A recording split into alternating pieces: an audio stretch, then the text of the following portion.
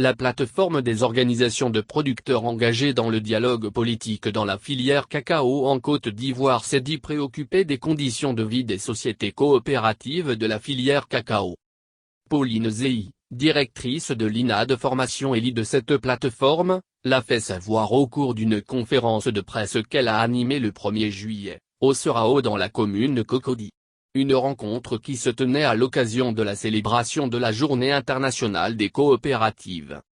Selon elle, les sociétés coopératives sont confrontées à un certain nombre de difficultés, entre autres, la mauvaise gouvernance des sociétés coopératives, l'insécurité infantile et le travail des enfants, la gestion non participative des ressources humaines, la non-sécurisation foncière des terres cultivables, le besoin en renforcement de capacités, l'accès au financement limité, la faible marge commerciale des sociétés coopératives, le faible prix rémunérateur des producteurs de cacao, la concurrence déloyale des acheteurs et intermédiaires, la faible inclusion sociale dans les communautés cacaoyères.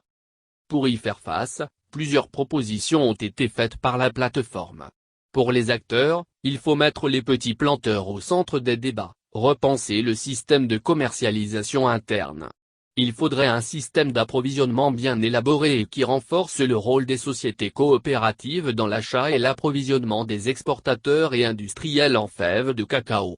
En effet, le constat sur le terrain est que certains acheteurs encouragent l'installation des pisteurs qui effectuent l'achat direct auprès des producteurs, au détriment des sociétés coopératives.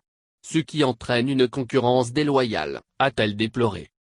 Poursuivant, la directrice de l'INA de formation et ses partenaires encouragent l'État dans sa lutte contre la déforestation due à la cacao-culture tout en souhaitant un plan de gestion participative avec les organisations de producteurs de cacao pour une solution plus intégrée. Notons que la plateforme a pour objectif de contribuer au développement et à la mise en œuvre des stratégies et des mesures pour la réalisation d'un revenu vital pour les familles de cacaoculteurs à travers des propositions constructives et innovantes des acteurs de la société civile.